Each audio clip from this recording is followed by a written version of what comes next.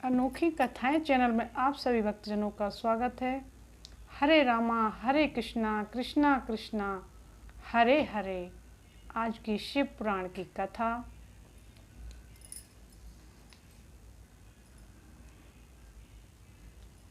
बंधन और मोक्ष का विवेचन, शिव पूजा का उपदेश, शिवलिंग आदि में शिव पूजन का विधान, भस्म के स्वरूप का निरूपण और महात्म, शिव एवं गुरु शब्द की उत्पत्ति तथा शिव के भस्म धारण का रहस्य। ऋषि बोले, सर्वज्ञों में श्रेष्ठ सूत जी, बंधन और मोक्ष का स्वरूप क्या है, यह हमें बताइए। सूत जी ने कहा, महर्षियों, मैं बंधन और मोक्ष का स्वरूप तथा मोक्ष के उपायों का वर्णन करूँगा। तुम लोग आदर पूर्वक सुनो। जो प्रकृति आदि 8 बंधनों से बंधा हुआ है वह जीव बद्ध कहलाता है, और जो उन 8 बंधनों से छूटा हुआ है उसे मुक्त कहते हैं।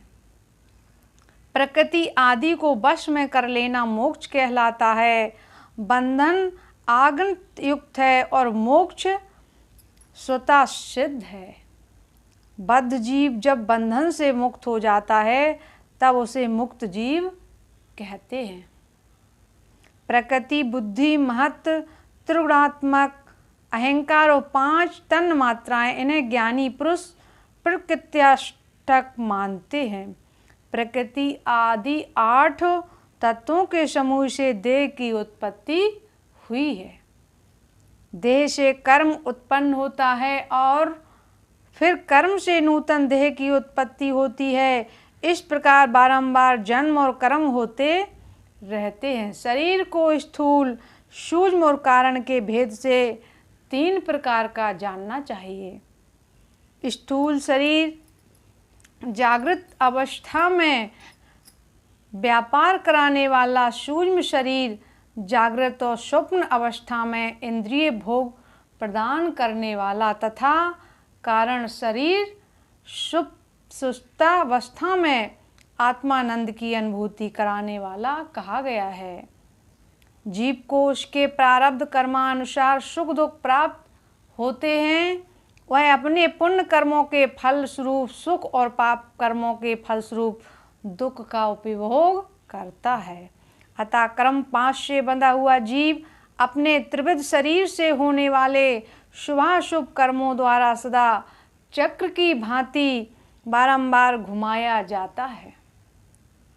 इस चक्रवत भ्रमण की निवृत्ति के लिए चक्रकर्ता का स्वतंत्र एवं आराधन करना चाहिए। प्रकृति आदि जो 8 पास बतलाए गए हैं उनका समुदाय ही महाचक्र है, और जो प्रकृति से परे हुआ परमात्मा शिव है। भगवान महेश्वर ही प्रकृति आदि महाचक्र के कर्ता हैं, क्योंकि वे प्रकृति से परे हैं। जैसे बकायन नाम वृक्ष का थाला जल को पीता और उगलता है, उसी प्रकार शिव प्रकृति आदि को अपने बस में कर उस पर शासन करते हैं। उन्होंने सबको वश में कर लिया है, इसलिए वे शिव कहे गए हैं। शिव ही सर्वज्ञ, परिपूर्ण तथा निष्प्रह हैं, सर्वज्ञाता, तृप्ति, अनादि बोध, स्वतंत्रता, नित्य अलुप्त, शक्ति से संयुक्त होना और अपने भीतर अत्यंत शक्तियों को धारण करना। महेश्वर के इन 6 प्रकार के मानसिक ऐश्वर्यों को केवल वेद जानता है। अतः भगवान शिव के अनुग्रह से ही प्रकृति आदि 8 तत्व वश में होते हैं। भगवान शिव का कृपा प्रसाद प्राप्त करने के लिए उन्हीं का पूजन करना चाहिए। यदि कहें शिव तो परिपूर्ण है, निष्प्रय है, उनकी पूजा कैसे हो सकती है, तो इसका उत्तर यह है कि भगवान शिव के उद्देश्य से उनकी प्रसन्नता के लिए किया हुआ सत्कर्म उनके कृपा प्रसाद को प्राप्त कराने वाला होता है। शिवलिंग में, शिव की प्रतिमा में तथा शिव भक्तजनों में शिव की भावना करके उनकी प्रसन्नता के लिए पूजा करनी चाहिए। वह पूजन शरीर से मन से, वाणी से और धन से भी किया जा सकता है। उस पूजा से महेश्वर शिव जो प्रकृति से परे हैं,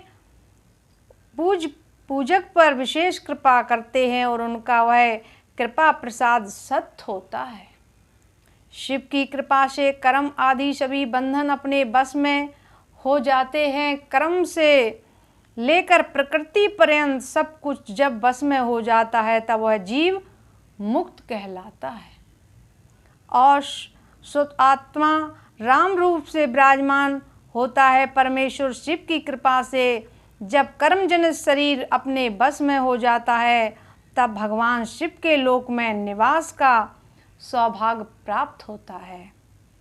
इसी को शालोक मुक्ति कहते हैं। जब तन्मात्राएं बस में हो जाती हैं तब जीव जगदम्बा सहित शिव का सामीप प्राप्त कर लेता है।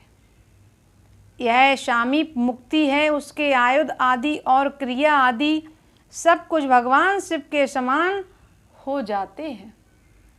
भगवान का महाप्रसाद प्राप्त होने पर बुद्धि भी बस में हो जाती है। बुद्धि प्रकृति का कार्य है, उसका बस में होना शाश्वत मुक्ति कहा गया है। पुनः भगवान का महान अनुग्रह प्राप्त होने पर प्रकृति वश में हो जाएगी। उस समय भगवान शिव का मानसिक ऐश्वर्य बिना यत्न के ही प्राप्त हो जाता है। सर्वज्ञता और तृप्ति आदि जो शिव के ऐश्वर्य हैं, उन्हें पाकर मुक्त पुरुष अपने आत्मा में ही विराजमान होता है। वेद और शास्त्रों में विश्वास रखने वाले विद्वान पुरुष इसी को सामुज्य मुक्ति कहते हैं। इस प्रकार शिवलिंग आदि में शिव की पूजा करने से क्रमशः मुक्ति सुता प्राप्त हो जाती है। इसलिए शिव का कृपा प्रसाद प्राप्त करने के लिए तत्व संबंधी क्रिया आदि के द्वारा उन्हीं का पूजन करना चाहिए। शिव क्रिया, शिव तप, शिव मंत्र जप, शिव विज्ञान, शिव ज्ञान और शिव ध्यान के लिए सदा उत्तरोत्तर अभ्यास बढ़ाना चाहिए। प्रतिदिन प्रातः काल से रात को सोते समय तक और जन्म काल से लेकर मृत्यु पर्यंत सारा समय भगवान शिव के चिंतन में ही बिताना चाहिए। साधो जात आदि मंत्रों तथा नाना प्रकार के पुष्पों से जो शिव की पूजा करता है वह शिव को ही प्राप्त होगा। बोलिए भक्तवत्सल भगवान की जय। ऋषि बोले, उत्तम व्रत का पालन करने वाले सूत जी, शिवलिंग आदि में शिव जी की पूजा का क्या विधान है, यह हमें बताइए। सूत जी ने कहा, दुजो मैं शिवलिंगों के क्रम का यथावत वर्णन कर रहा हूँ, तुम सब लोग सुनो। वह प्रणव ही समस्त अभीष्ट वस्तुओं को देने वाला है। प्रथम शिवलिंग है, उसे सूक्ष्म प्रणव रूप समझो। सूक्ष्म शिवलिंग निष्कल होता है और स्थूल शिवलिंग सकल। पंचाक्षर मंत्र को ही स्थूल शिवलिंग कहते हैं। उन दोनों प्रकार के शिवलिंगों का पूजन तप कहलाता है। वे दोनों ही शिवलिंग साक्षात मोक्ष देने वाले हैं। पौरुष शिवलिंग और प्रकृति शिवलिंग के रूप में बहुत से शिवलिंग हैं, उन्हें भगवान शिव ही विस्तार पूर्वक बता सकते हैं। दूसरा कोई नहीं जानता। पृथ्वी के विकारभूत जो शिवलिंग ज्ञात हैं उनको मैं तुम्हें बता रहा हूँ। उनमें स्वयंभू शिवलिंग प्रथम है, दूसरा बिंदु शिवलिंग, तीसरा प्रतिष्ठित शिवलिंग, चौथा चर शिवलिंग और पांचवा गुरु शिवलिंग है। देवर्षियों की तपस्या से संतुष्ट हो उनके समीप प्रकट होने के लिए पृथ्वी के अंतर्गत बीज रूप से व्याप्त हुए भगवान शिव वृक्षों के अंकुर की भांत भूमि को भेद कर नाद शिवलिंग के रूप में व्यक्त हो जाते हैं। वे स्वतः व्यक्त हुए शिव ही प्रकट होने के कारण स्वयंभू नाम धारण करते हैं। ज्ञानी जन उन्हें स्वयंभू शिवलिंग के रूप में जानते हैं। उस स्वयंभू शिवलिंग की पूजा से उपासक का ज्ञान स्वयं ही बढ़ने लगता है। सोने चांदी आदि के पत्र पर, भूमि पर अथवा वेदी पर अपने हाथ से लिखित जो शुद्ध प्रणव मंत्र रूपी शिवलिंग है उसमें तथा मंत्र शिवलिंग का आलेखन करके उसमें भगवान शिव की प्रतिष्ठा और आवाहन करें। ऐसा बिंदुनादमय शिवलिंग स्थावर और जंगम दोनों ही प्रकार का होता है। इसमें शिव का दर्शन भावनामय ही है, ऐसा निसंदेह कहा जा सकता है। जिसको जहाँ भगवान शंकर के प्रकट होने का विश्वास हो उसके लिए वहीं प्रकट होकर वे अभीष्ट फल प्रदान करते हैं। अपने हाथ से लिखे हुए यंत्र में अथवा अकृत्रिम स्थावर आदि में भगवान शिव का आवाहन करके 16 उपचारों से उनकी पूजा करें। ऐसा करने से साधक स्वयं ही ऐश्वर्य को प्राप्त कर लेता है और इस साधन के अभ्यास से उसको ज्ञान भी होता है। देवताओं और ऋषियों ने आत्मसिद्धि के लिए अपने हाथ से वैदिक मंत्रों के उच्चार पूर्वक शुद्ध मंडल में शुद्ध भावना द्वारा जिस उत्तम शिवलिंग की स्थापना की है उसे पौरुष शिवलिंग कहते हैं तथा वही प्रतिष्ठित शिवलिंग कहलाता है। उस शिवलिंग की पूजा करने से सदा पौरुष ऐश्वर्य की प्राप्ति होती है। महान ब्राह्मण और महाधनी राजा किसी कारीगर से शिवलिंग का निर्माण कराकर जो मंत्रपूर्वक उसकी स्थापना करते हैं उनके द्वारा स्थापित हुआ वह शिवलिंग भी प्रतिष्ठित शिवलिंग कहलाता है। किंतु वह प्राकृतिक शिवलिंग इसलिए प्राकृतिक ऐश्वर्य को भोग को ही देने वाला होता है। जो शक्तिशाली और नित्य होता है उसे पौरुष कहते हैं तथा जो दुर्बल और अनित्य होता है वह प्राकृतिक कहलाता है। शिवलिंग नाभि, जिह्वा, नासाग्र भाग और शिखा के क्रम से कटी, हृदय और मस्तक तीनों स्थानों में जो शिवलिंग की भावना की गई है उस आध्यात्मिक शिवलिंग को ही चर शिवलिंग कहते हैं। पर्वत को पौरुष शिवलिंग बताया गया है और भूतल को विद्वान पुरुष प्राकृतिक शिवलिंग मानते हैं।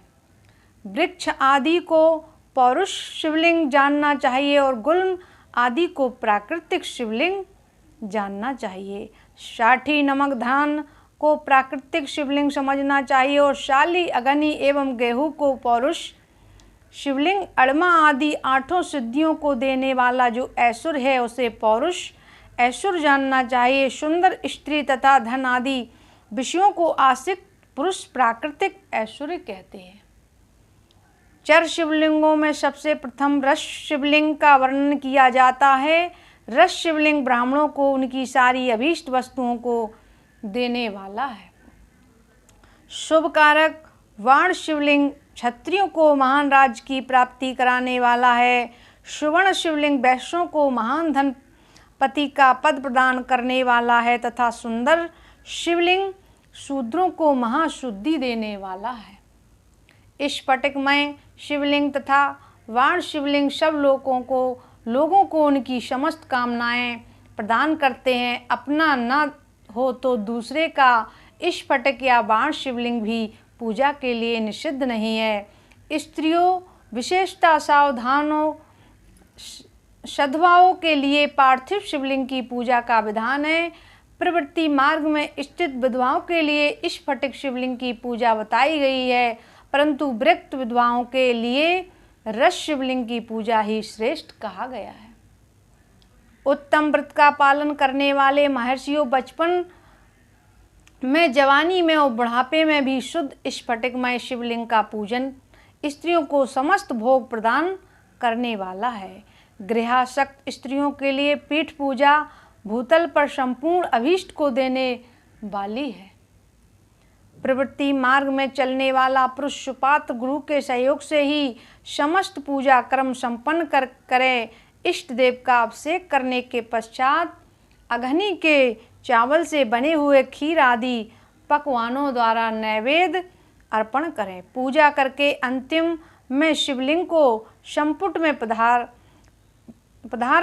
कर घर के भीतर पृथक पृथक रख दें। जो निवृत्ति मार्गी पुरुष उनके लिए हाथ पर ही शिवलिंग पूजा का विधान है। उन्हें भिक्षा आदि से प्राप्त हुए अपने भोजन को ही नैवेद्य रूप में निवेदन करना चाहिए। निर्वृत्ति पुरुषों के लिए सूक्ष्म शिवलिंग की ही श्रेष्ठ बताया जाता है। वे विभूति के द्वारा पूजन करें और विभूति को ही नैवेद्य रूप से निवेदन भी करें। पूजा करके उस शिवलिंग को सदा अपने हृदय में धारण करें। विभूति 3 प्रकार की बताई गई है, लोकाग्रजनित, वेदाग्रजनित और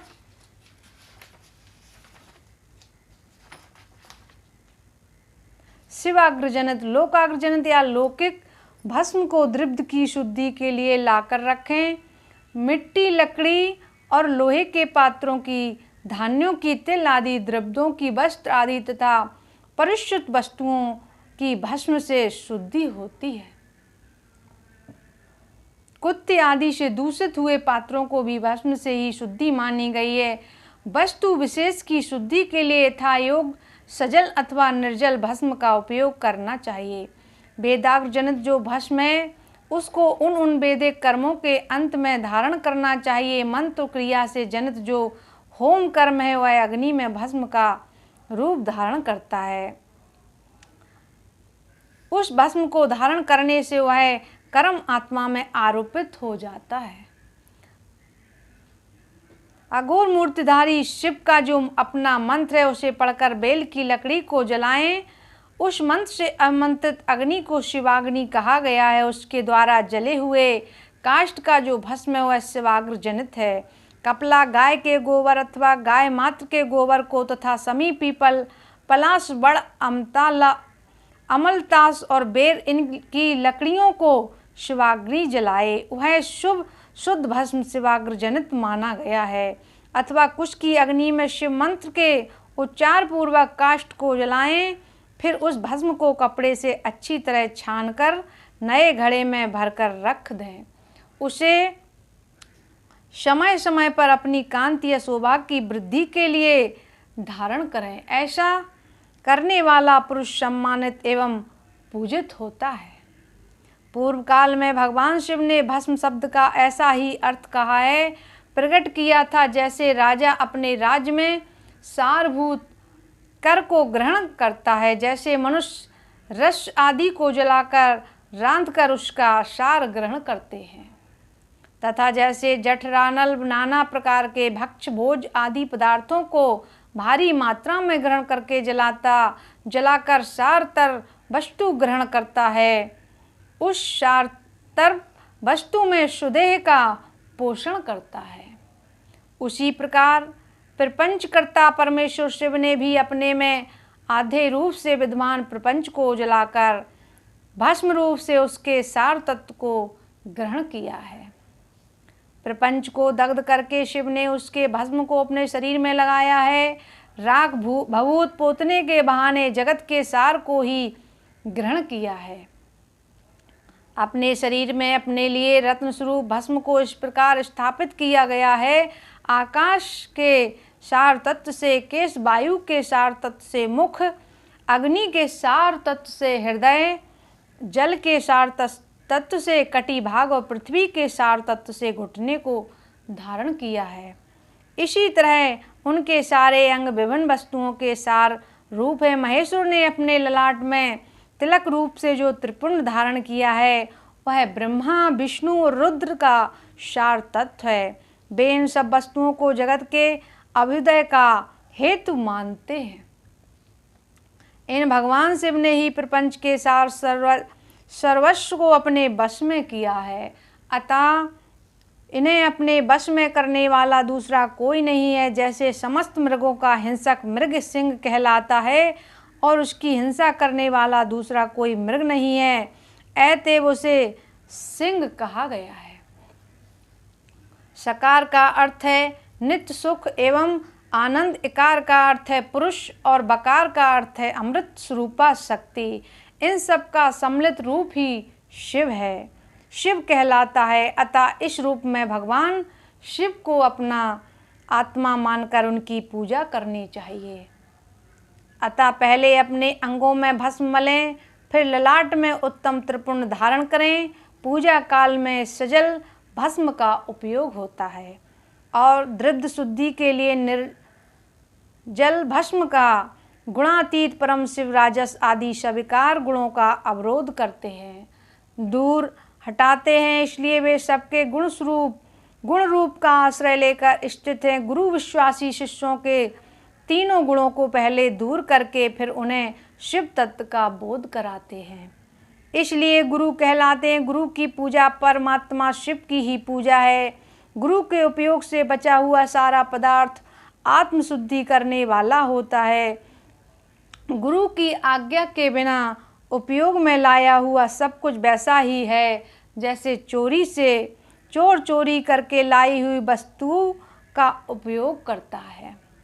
गुरु से भी विशेष ज्ञानवान पुरुष मिल जाए तो उसे भी यत्नपूर्वक गुरु बना लेना चाहिए। अज्ञान रूपी बंधन से छूटना ही जीव मात्र के लिए साध पुरुषार्थ है। अतः जो विशेष ज्ञानवान है वही जीव को उस बंधन से छुड़ा सकता है। जन्म और मरण रूप द्वंद्वों को भगवान शिव की ही माया ने ही अर्पित किया है। जो इन दोनों को शिव की माया को ही अर्पित कर देता है वह फिर शरीर के बंधन में नहीं पड़ता। जब तक शरीर रहता है तब तक जो क्रिया के ही अधीन है वह जीव वध कहलाता है। स्थूल, सूक्ष्म और कारण तीनों शरीरों को बस में कर लेने पर जीव मोक्ष हो जाता है। तीनों चीज़ों को वश में करने से जीव का मोक्ष हो जाता है, ऐसा ज्ञानी पुरुषों का कथन है। माया चक्र के निर्माता भगवान शिव ही परम कारण हैं। वे अपनी माया के दिए हुए द्वंद्व का स्वयं ही परिमार्जन करते हैं। अतः शिव के द्वारा कल्पित हुआ द्वंद्व उन्हीं को समर्पित कर देना चाहिए। जो शिव की पूजा में तत्पर हो वह मौन रहे, सत्य आदि गुणों से संयुक्त हो तथा क्रिया जप तप ज्ञान और ध्यान में से एक एक का अनुष्ठान करता रहे। ऐश्वर्य दिव्य शरीर की प्राप्ति, ज्ञान का उदय, अज्ञान का निवारण और भगवान शिव के सामीप का लाभ ये क्रमशः क्रिया आदि के फल हैं। निष्काम कर्म करने से अज्ञान का निवारण हो जाने के कारण शिव भक्त पुरुष उसके यथोक्त को फल को पाता है। शिव भक्त पुरुष देश काल शरीर और धन के अनुसार यथायोग क्रिया आदि का अनुष्ठान करें। नियोपार्जित उत्तम धन से निर्वाह करते हुए विद्वान पुरुष शिव के स्थानों में निवास करता है। जीव हिंसा आदि से रहित और अत्यंत क्लेश शून्य जीवन बिताते हुए पंचाक्षर मंत्र के जप से अवमंत्रित अन्न और जल को सुख स्वरूप माना गया है। अथवा कहते हैं कि दरिद्र पुरुष के लिए भिक्षा से प्राप्त हुआ अन्न ज्ञान देने वाला होता है। शिव भक्त को भिक्षांत प्राप्त हो तो वह शिव भक्त को भी बढ़ाता है। शिव योगी पुरुष भिक्षान को शंभु सत्र कहते हैं। जिस किसी भी उपाय से जहाँ कहीं भी भूतल पर शुद्ध अन्न का भोजन करते हुए सदा मौन भाव से रहें, अपने साधन का रहस्य किसी पर प्रकट ना करें, भक्तों के समक्ष ही शिव के महात्म को प्रकाशित करें। शिव मंत्र के रहस्य को भगवान शिव ही जानते हैं, दूसरा कोई नहीं। बोलिए भक्तवत्सल भगवान की जय। सभी भक्तों को जय श्री राधे कृष्णा। आगे की कथा कल